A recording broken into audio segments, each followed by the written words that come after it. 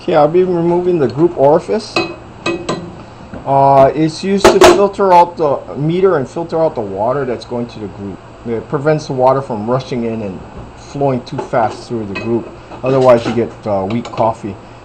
This is a 17mm wrench on the bottom, and this large nut is a 20.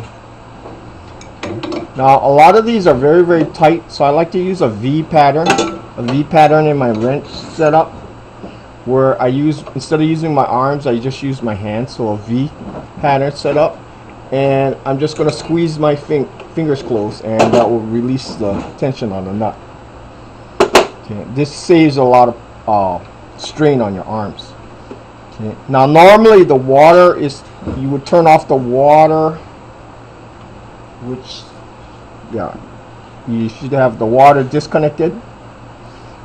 This would be under full water pressure if it was hooked up to water. Okay. Right now we're just getting a residue out of the lines. Okay. And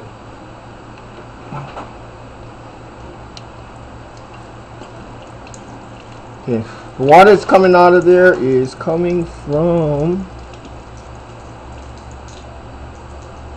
whatever was left in the pipe. Okay. Now,